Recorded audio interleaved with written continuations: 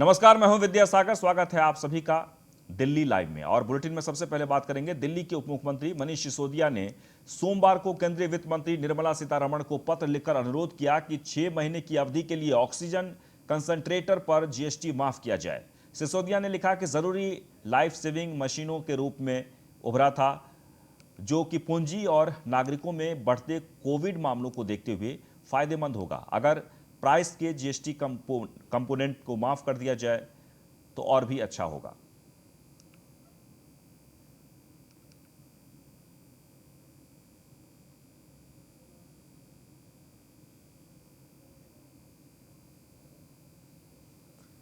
तो देश की राजधानी में कोरोना टीकाकरण का तीसरा एवं सबसे बड़ा चरण सोमवार से शुरू हुआ है। दिल्ली के उप मुख्यमंत्री मनीष सिसोदिया आज सुबह ही वेस्ट विनोद नगर स्थित वैक्सीनेशन सेंटर पर पहुंचे। यहां 18 से 44 साल के आयु वर्ग के लोगों को कोरोना का टीका लगाया गया।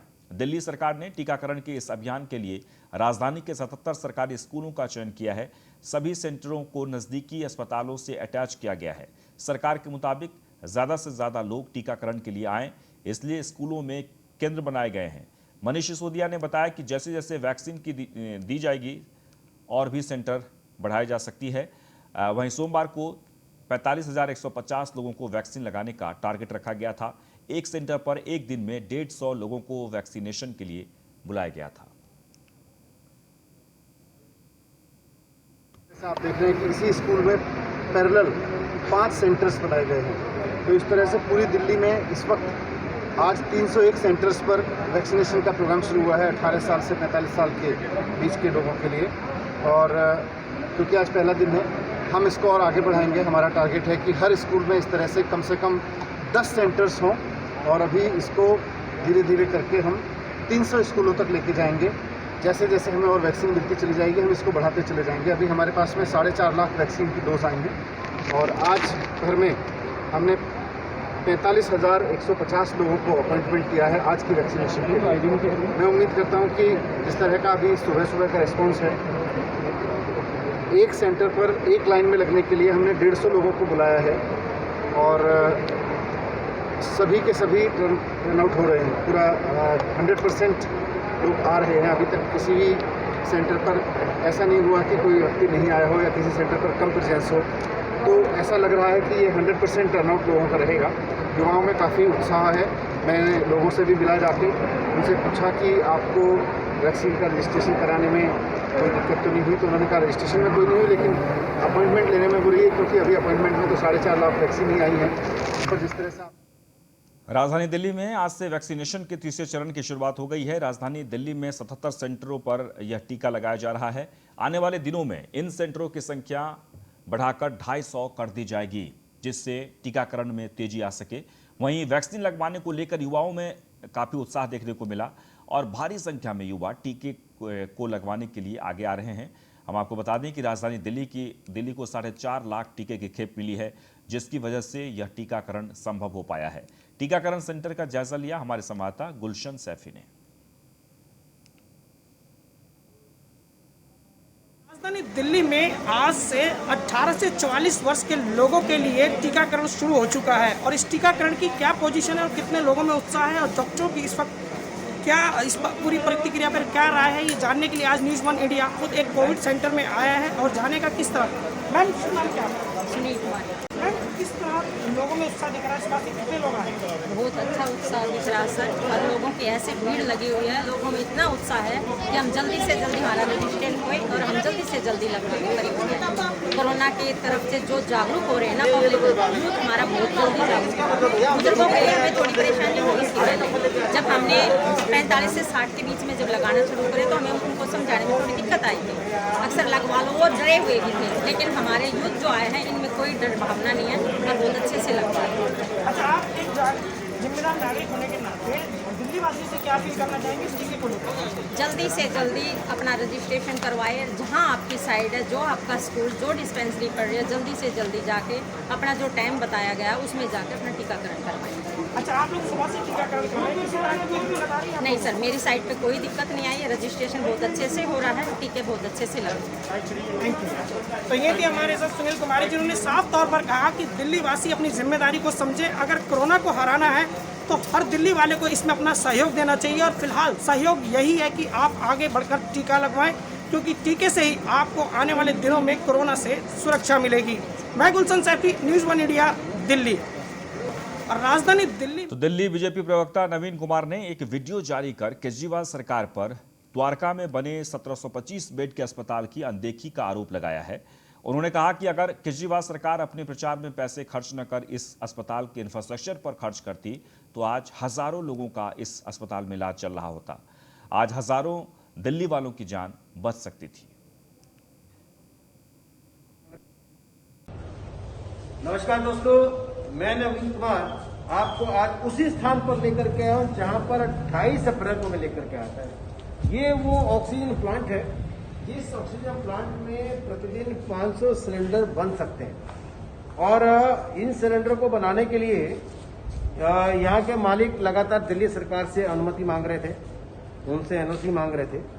1 मई 2021 को ये दिखाने के बाद दिल्ली सरकार ने इस प्लांट को अनुमति दे दी। अम्बे गैस को अनुमति दे दी 1 मई को, लेकिन आज 3 मई हो गई। उसने अभी तक इस अनुमति देने के बाद इसको ना तो रॉ मटेरियल दिया और ना ही जो है रिलीज ऑर्डर दिया ताकि पानीपत से लेकर के आए। कागज पर अनुमति दे दी जनता के दबाव के चलते हुए, लेकिन अभी तक जो है रॉ मटेरियल दिया। क्या आपको रॉ मटेरियल मिल रहा है यहाँ पर गैस बनाने के लिए? नहीं मिला है? अभी तक नहीं मिला। नहीं मिला? नहीं। आप जा रहे हो मांगने के लिए? हाँ, जा रहे हैं। रोज जा रहे हो? रोज जा रहे हैं। रोज ये लोग डीसी के पास जाते हैं, ये लोग मिलने के लिए जाते हैं, लेकिन इनको ना तो रॉ मटेरियल मिलता है और ना ही जो है गैस बनाने का कोई साधन मिलता है। दुर्भाग्य है। दिल्ली में रोज ऑक्सीजन के कारण तड़प तड़प करके लोग मर रहे हैं। अस्पतालों में ऑक्सीजन नहीं है।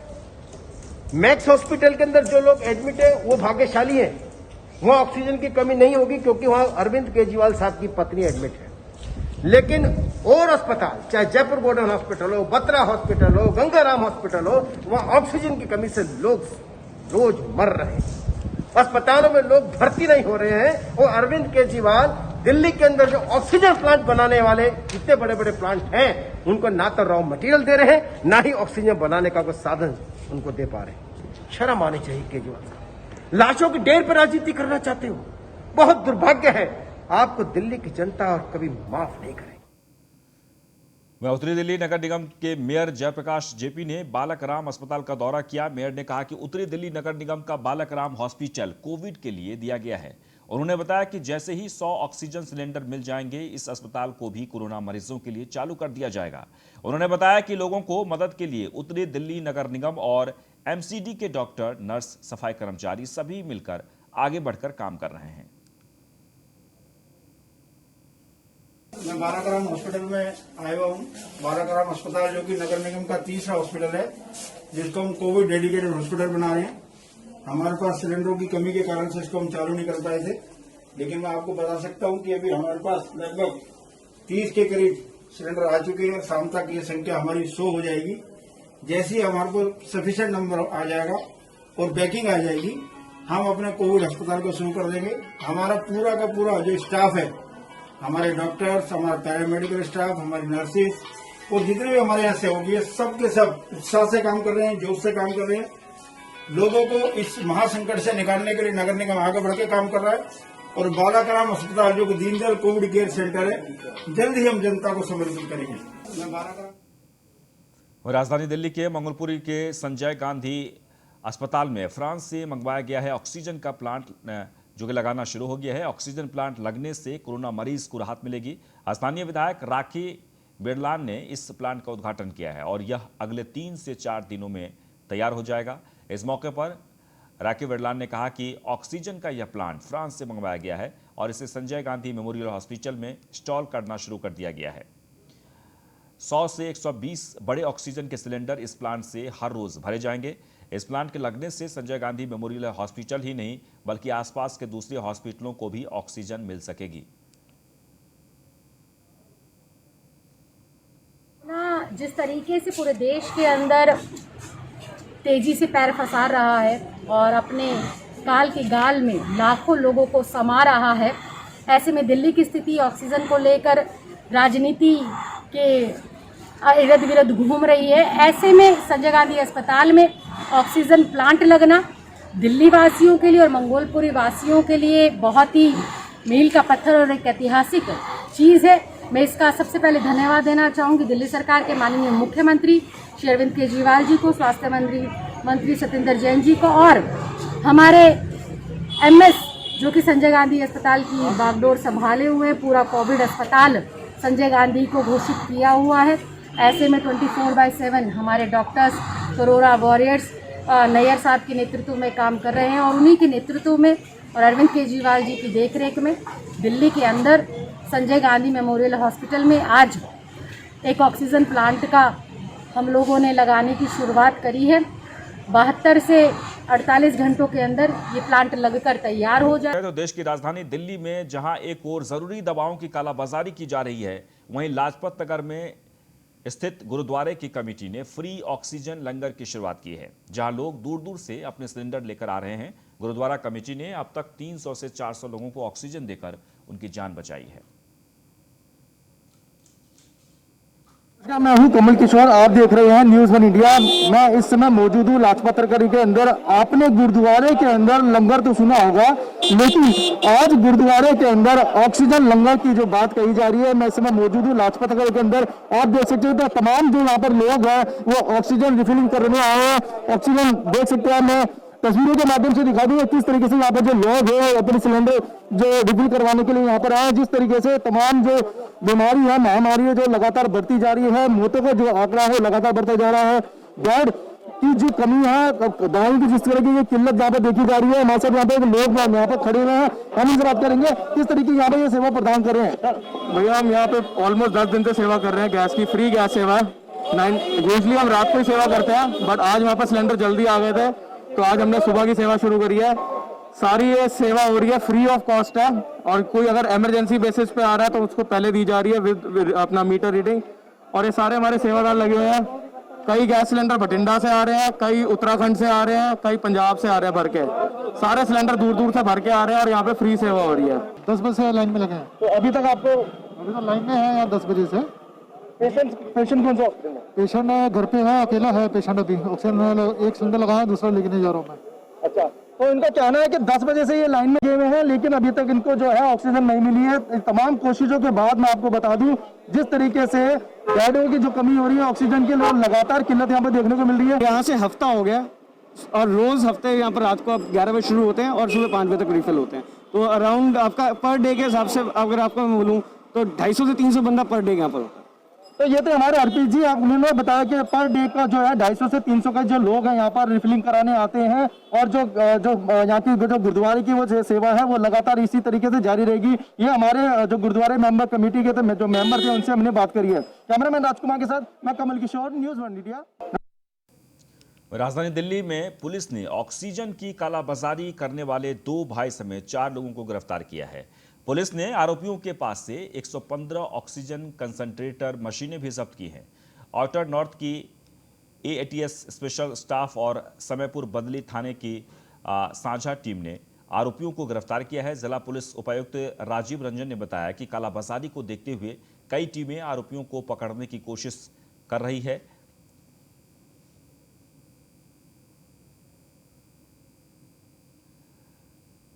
आपको बता दें कि योगेंद्र ने आला अधिकारियों को ये जानकारी दी थी। इंस्पेक्टर ब्रह्मदेव की देखरेख में स्पेशल स्टाफ और बादली थाने की पुलिस को साथ लिया गया और चारों आरोपियों को गिरफ्तार किया गया है। आउटर नॉर्थ डिस्ट्रिक्ट की AATS टीम ने एक सीक्रेट इंफॉर्मेशन पे एक्शन लेते हुए एक बहुत बड़ा केस रजिस्टर किया।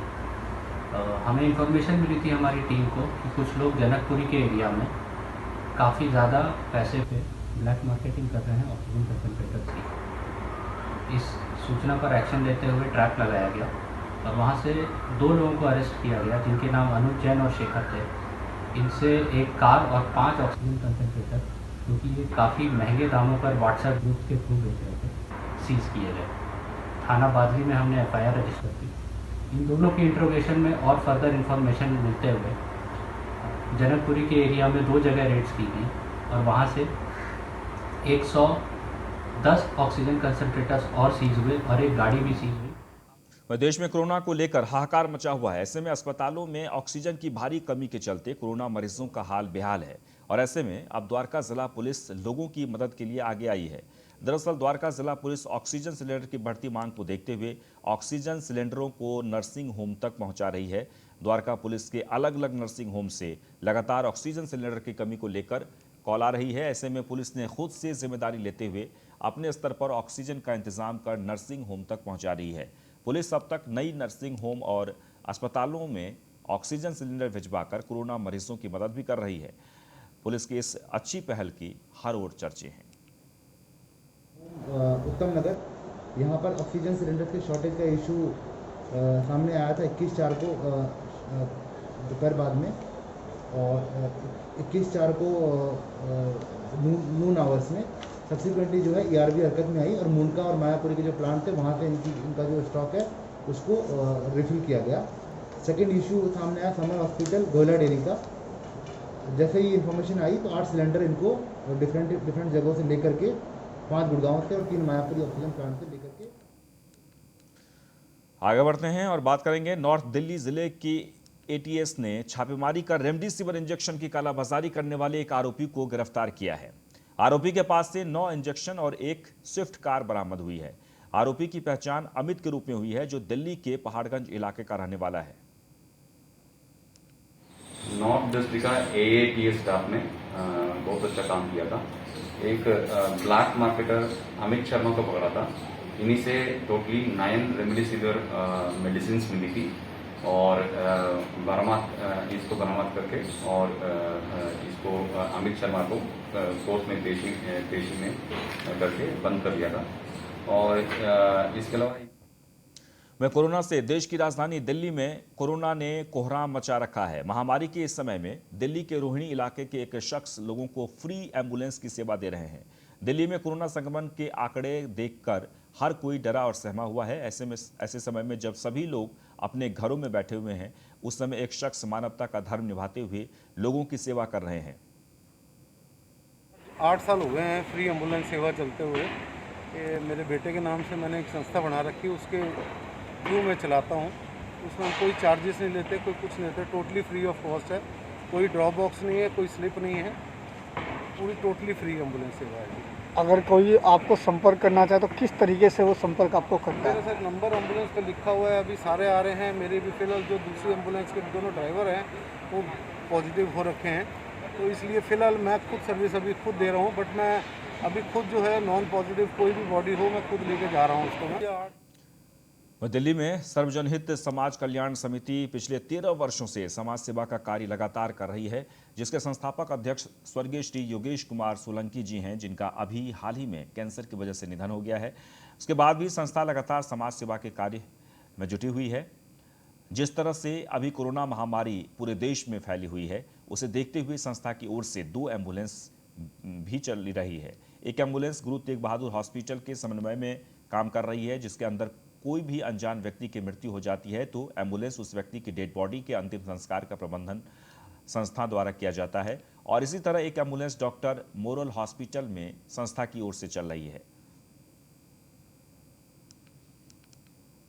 योगेश सोलंकी, स्वर्गीय योगेश कुमार सोलंकी जी द्वारा सार्वजनिक समाज कल्याण समिति पूरी दिल्ली में गरीब लोगों की सहायता करने के लिए कार्य करती है। जिस तरह से दिल्ली के अंदर और देश के अंदर कोरोना महामारी चल रही है, इसी को देखते हुए हमारी संस्था के द्वारा 2 एम्बुलेंसें चलाई जाती हैं निःशुल्क।